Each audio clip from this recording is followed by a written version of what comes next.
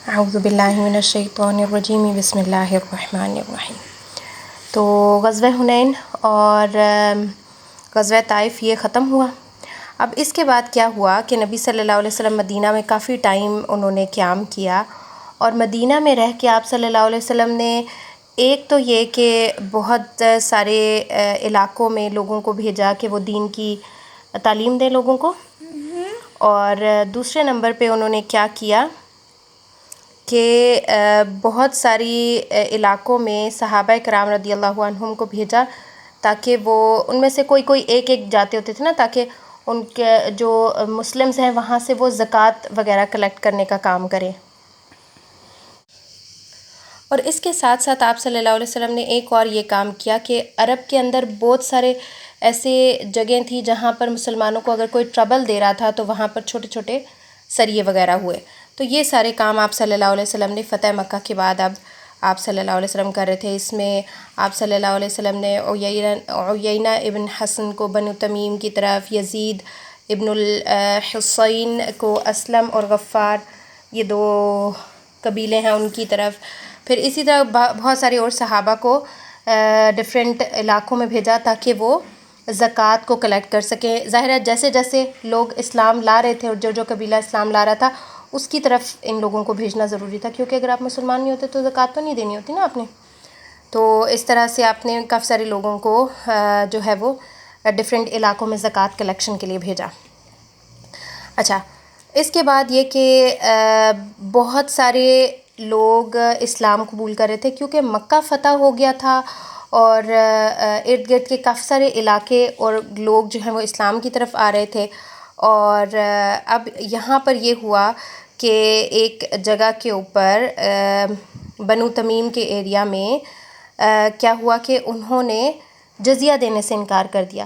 جزیہ کیا ہوتا ہے it's a type of a tax کہ جو نان مسلمز دیتے ہیں مسلمز کو، اگر وہ مسلمانوں کی گورنمنٹ کے اندر رہتے ہیں، مسلم گورنمنٹ کے اندر رہتے ہیں، ٹھیک ہے، تو پھر کیا ہوتا ہے کہ اب آپ جیسے دیکھیں کہ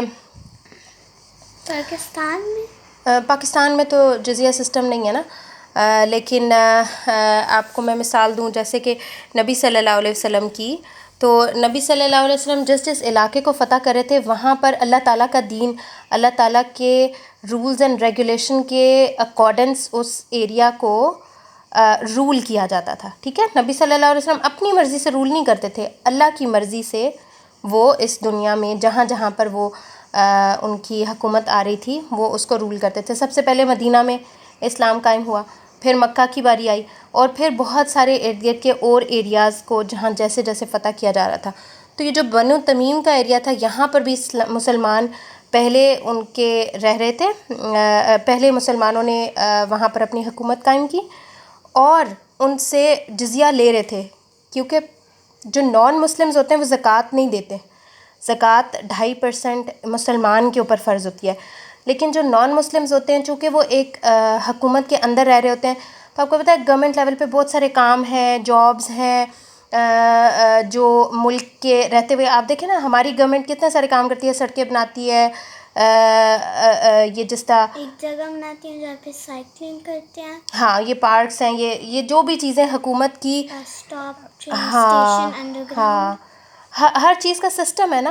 تو یہ جب گورنمنٹ اتنی سارے کام کرتی ہے تو ظاہر ہے اگر آپ گورنمنٹ کو سپورٹ نہیں کرو گے فائنینشلی تو گورنمنٹ کہاں سے کرے گی؟ جیسے ہم لوگ ان کو ٹیکس دیتے ہیں، تو اسی طرح جب نان مسلمز مسلم حکومت کے اندر رہتے ہیں تو ان کو ایک اماؤنٹ دینی پڑتی ہے گورنمنٹ کو، تاکہ گورنمنٹ ان کی پروٹیکشن کے لیے کام کرے۔ اور یہ اس لیے بھی ہوتا ہے کہ جیسے ہی اگر کوئی ان لوگوں کے اوپر حملہ کر دیتا ہے تو گورنمنٹ کا کام بنتا ہے کہ وہ ان کی حفاظت کریں، ان کو کسی کوئی مار رہا ہے اگر انہیں تو اس سے مارنے سے بچائیں، ہر چیز اس کے اندر جو ہے وہ شامل ہوتی ہے گورنمنٹ کے، وہ ایک طرح سے پروٹیکشن میں ہوتا ہے۔ تو پھر وہ اس چیز کے بدلے میں جزیہ دے رہے ہوتے ہیں، پیسے دے رہے ہوتے ہیں، گورنمنٹ کو سپورٹ کر رہے ہوتے ہیں، تو یہ جزیہ انہوں نے جو ہے وہ دینے سے انکار کر دیا۔ اس کے اوپر پھر آپ صلی اللہ علیہ وسلم نے عیینہ ابن الحسن کو بھیجا وہاں پر، اور ان کے جیسے ہی وہ لوگ وہاں پہنچے ان کے ساتھ جو ہیں وہ 50 لوگ تھے جو اس سریا کے اندر گئے تھے. یہ جیسے ہی وہاں پہنچے تو وہ لوگ بھاگ گئے, مرد ان کے بھاگ گئے. پھر 11 آدمی 21 عورتیں اور کچھ بچے تھے جن کو وہ لے کے آئے تھے آپ صلی اللہ علیہ وسلم کے پاس. پھر جب آپ صلی اللہ علیہ وسلم کے پاس یہ آئے تو پھر ان کے لوگ بھی آپ صلی اللہ علیہ وسلم کے پاس آئے, کیونکہ ان کو پتہ لگا کہ ہمارے تو انہوں نے کافی سارے لوگوں کو گرفتار کر لیا, ٹھیک ہے نا. تو اس کے لیے پھر انہوں نے کہا کہ ہم پہلے نا خطیب, یعنی جس طرح ہوتے ہیں نا آپ کہہ سکتے ہیں تقریر کا مقابلہ, انہوں نے کہا ہم پہلے وہ کریں گے. تو پہلے ایک صحابی کی طرف سے اور پھر ایک ان کی طرف سے یہ مقابلہ ہوا. پھر انہوں نے کہا ہم شاعری کا مقابلہ کریں گے. مسلمانوں کے ثابت ابن حسان ابن ثابت جو ہیں وہ مسلمانوں کی طرف سے تھے, اور ان کی طرف سے بھی ایک شخص تھا. تو اس میں بھی اور جو خطیب تھے ان میں بھی جو مسلمز تھے وہ زیادہ پاورفل اور زیادہ زبردست کلام انہوں نے کیا. اور اس کے بعد پھر وہ لوگ کافی امپریس ہوئے اور پھر وہ لوگ اسلام لے آئے, اور ان کو ان کے جو بیوی بچے اور جو سارے لوگ گرفتار کیے ہوئے تھے وہ واپس کر دیے گئے. تو اس طرح سے یہ سریا اینڈ اپ ہو گیا. پھر ایک اور جگہ پہ کیا ہوا, اس کے بعد قبیلہ خثعم شاید اسی طرح سے اس کا نام ہے اس قبیلے کا. ادھر آپ صلی اللہ علیہ وسلم نے ایک قطبہ صحابی تھے, ان کو 20 آدمیوں کے ساتھ وہاں بھیجا. پھر ان کی وہاں کافی ساری لڑائی ہوئی, قطبہ شہید ہو گئے. ہاتھ آنکھ چھوڑو نا. قطبہ شہید ہو گئے اور کافی سارے لوگ ان کے ان کی طرف کے بھی کچھ لوگ مارے گئے, اور انہوں نے پھر جو بھیڑ بکریاں اور بچے تھے وہ لے کے مسلمان واپس آ گئے. اس کے بعد ایک اور سریا ہوا چھوٹا سا, جو کہ ضحاک ابن سفیان رضی اللہ عنہ کی قیادت میں ہوا, اور بنو کلاب کی طرف ان کو پہلے اسلام کی دعوت دی, انہوں نے انکار کیا. پھر ان کے ساتھ جنگ کی گئی جس سے مسلمان جو ہے وہ فتح یاب ہو گئے. پھر جب مسلمان اس طرح فتح یاب ہو جاتے ہیں, اور جس ایریا میں وہ لوگ انکار کرتے ہیں کہ ہم اسلام نہیں قبول کرنا چاہتے, کیونکہ ظاہر ہے ہر بندہ آزاد ہے, فریڈم ہے اس کو کہ وہ اسلام قبول کرے نہ کرے, تو ایسے لوگ پھر جزیہ دیتے ہیں, ٹھیک ہے. پھر جب کوئی مسلمان ہو جاتا ہے پھر اس کے پاس اگر واقعی اتنی اماؤنٹ ہو جو کہ زکوٰۃ کو پہنچتی ہے پھر وہ زکوٰۃ دیتا ہے. اچھا, اس کے بعد سریا علقمہ ہوا, اس میں 300 لوگ تھے جو کہ آپ صلی اللہ علیہ وسلم نے ان کے ساتھ علقمہ کے ساتھ بھیجے تھے رضی اللہ عنہ. ان کا اصل میں یہ مسئلہ تھا کہ کافی ساحل جدہ تھا, ایک بیچ تھا ساحل سمندر, وہاں پر کافی سارے لوگ اکٹھے ہو رہے تھے کہ وہ مکہ والوں کو ان کے خلاف جنگ کرنے کے لیے. تو ان کو پھر علقمہ اور ان کے ساتھ کے ساتھیوں نے بھگا, جب یہ لوگ وہاں پہنچے تو وہ بھاگ گئے. پھر اس کے بعد علی بن ابی طالب کا جو ہے وہ ایک سریا ہوا.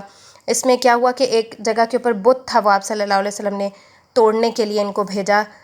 قلس نام کا جو ہے وہ نا ایک بت تھا. ان کے ساتھ کافی سارے لوگ تھے, 100 اونٹ اور 50 گھوڑوں سمیت 150 آدمی تھے ان کے پاس. یہ لوگ وہاں گئے, انہوں نے اس بت کو توڑ دیا. پھر جو بھی قیدی بنے نا ان میں حاتم طائی کی صاحبزادی, حاتم طائی ایک شخص تھا, اس کی جو ہے وہ بیٹی کو یہ لوگ اپنے ساتھ لے آئے. ان کا جو بھائی تھا نا, ان کی بیٹی کا بھائی, وہ عدی تھا, وہ بھاگ گیا وہاں سے, ٹھیک ہے. مطلب بھائی نے اپنی بہن کی پروٹیکشن نہیں کی نا.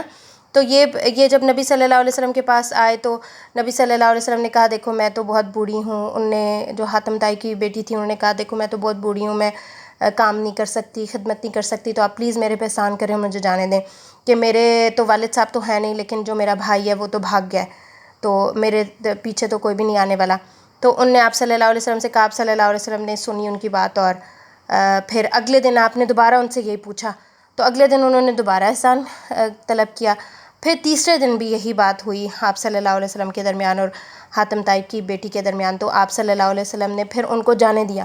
پھر وہاں پر حضرت علی رضی اللہ عنہ تھے, انہوں نے ان سے کہا کہ تم سواری بھی مانگو, جاؤ گی کیسے, ظاہر ہے اب تم نے پیچھے اپنے ایریا میں جانا ہے تو کیسے جاؤ گی. تو اس میں بھی جب انہوں نے سواری بھی مانگی تو ان کو سواری بھی مل گئی.